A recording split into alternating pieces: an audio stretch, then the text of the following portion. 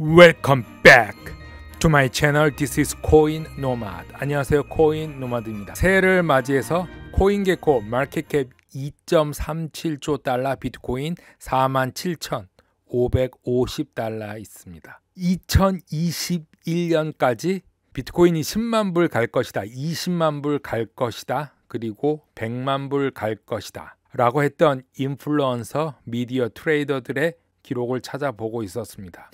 정고점 6만 9천 불이었지만 중요한 것은 계속적으로 이어져서 올해 2022년에는 과연 10만 불, 20만 불까지 갈 수 있을까? 아니면 4만 불, 3만 불 찍고 내려가서 반등하지 못할 것인가?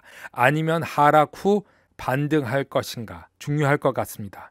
저도 여러 가지 시나리오를 가지고 2022년을 대응하기 위해 준비하고 있고 매일매일 최선을 다하다 보면 그날이 오리라고 생각을 합니다.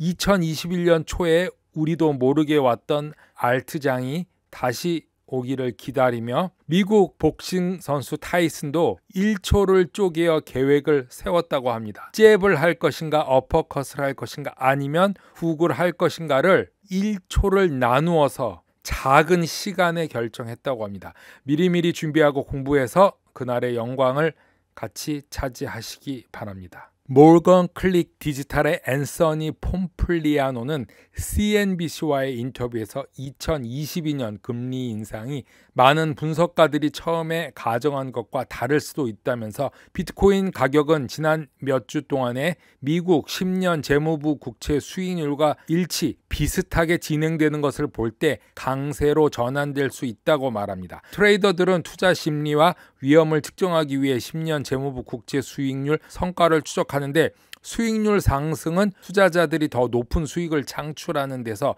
리스크 자산을 선택하기 때문에 시장의 신뢰를 암시하는 거고, 반면에 수익률 하락은 투자자들의 자본을 보호하기 위해서 재무부 채권으로 옮겨지기 때문에 시장의 주의를 나타낸다고 하면서 연방준비제도 이사회의 최근의 인플레이션 발언과 인플레이션과 싸우기 위해서 내년 자산 매입 규모를 줄이고 금리를 인상할 계획이라고 했는데요. 폼플리아노는 10년 만기 재무부 수익률과 비트코인과 상관관계를 CNBC에서 제공하는 이 차트를 두 개를 볼 때 최근에 또 다시 비슷해지고 있다. 그래서 실제로 비트코인의 강세가 될 수 있다고 지적하면서 금리가 인상되면 대부분 위험 자산이 대부분 매각되는 것을 볼 수 있고, 1999년 닷컴 버블을 보면 많은 사람들이 금리가 버블을 터뜨리는 주요 원인이라고 지적하지만 더 많은 데이터가 필요하겠지만 비트코인과 10년 재무부 수익률을 비교해 보면 이번에 금리를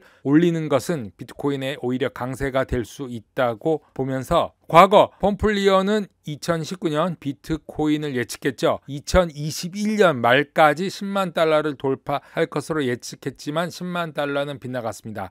전 고점 6만 9천 불. 하지만 폼플리어는 내가 주시하고 있는 것 중에 하나는 지금 현재의 강세장이 18개월 전에 보았던 강세장보다 더 긴 강세장을 볼 수 있다. 때가 지나면 알게 될 것이라고 말했습니다. 자, 하루를 예측하기도 힘든데 18개월 전에 10만 달러를 예측했다는 것은 굉장한 선견지명이 있다. 이렇게 저도 생각을 하고 있습니다. 미 증권거래위원회 SEC의 의장 게리 겐슬러가 선임 고문 시니어 어드바이저를 12월 30일 날 코레이 플레이어를 선정을 했습니다. 이 코레이 플레이어와 함께 3명의 팀이 게리 겐슬러에게 암호화폐 정책 수립에 대한 조언을 할 것으로 알려졌는데, 필 헤이스븐스타인, 제니퍼 송어, 조지 테레노인 3명이 함께 합류했습니다. SEC의 암호화폐 정책 수립에 관한 지침을 제공하고 새롭게 임명된 자문관은 디지털 자산과 관련된 기관들 간의 운영을 촉진한다. 이렇게 설명되어지고 있습니다. 이 게리 겐슬러가 CNBC 인터뷰에서 비트코인과 다른 암호화폐들은 투기 자산이다 이렇게 말한 지 4개월 만에 나온 것이고, 공화당 소속의 엘라드 로이스맨 증권거래위원회 위원이 1월 말 곧 사임한다고 발표한 지 2주밖에 안 된 지금 발표가 이루어졌습니다. 1월 말 사임을 할 로이스만은 2018년 9월 도널드 트럼프 전 대통령이 임명을 했고 제이 클레인턴이 떠난 뒤 게리 겐슬러 의장 전 잠시 대행 의장을 했던 경력이 있습니다. 하지만 공화당 소속이고 이번에 들어온 선임 고문들과 고문관들은 민주당으로 알려져 있습니다.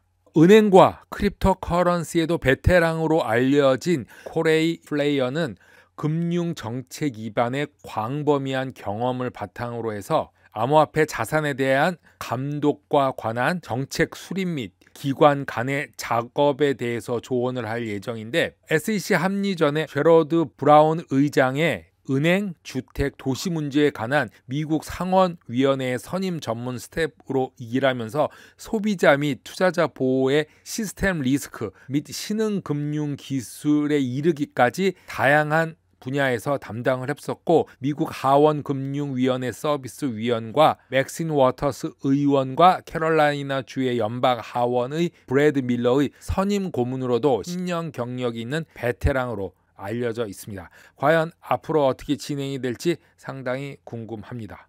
CNBC의 브라이언 켈리는 디지털 화폐 투자회사 BKCM의 CEO입니다.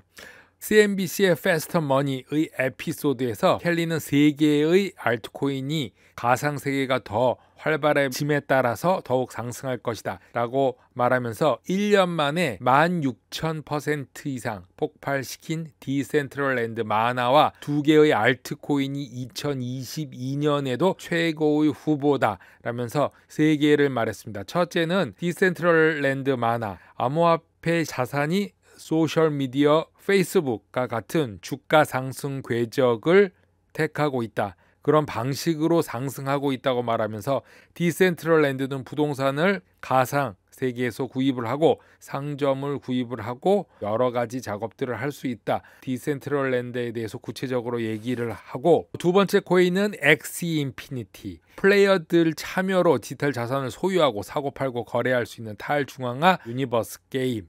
엑스 인피니트 생태계가 계속 성장함에 따라 가격도 상승할 것이라고 말하고 있습니다. 마지막 샌드박스, 이더리움 블록체인상의 참가자들이 NFT 토큰과 게임을 공유하고 수익화하는 그런 게임 생태계 샌드박스는 가상세계가 인기가 높아짐에 따라서 상승할 것이다, 이렇게 말하고 있습니다. 결국은 지금까지 상승한 이 세 개의 코인들, 디센트럴랜드 마나, 엑스 인피니트 그리고 더 샌드박스, 이 코인들이 이제 대중들, 이렇게 CNBC 같은 미디어에서도 성공한 코인들이 다시 성공할 수 있는 이런 발판이 되고 있는 것 같습니다. 코인 노마드 오늘은 여기까지 하겠습니다. 감사합니다.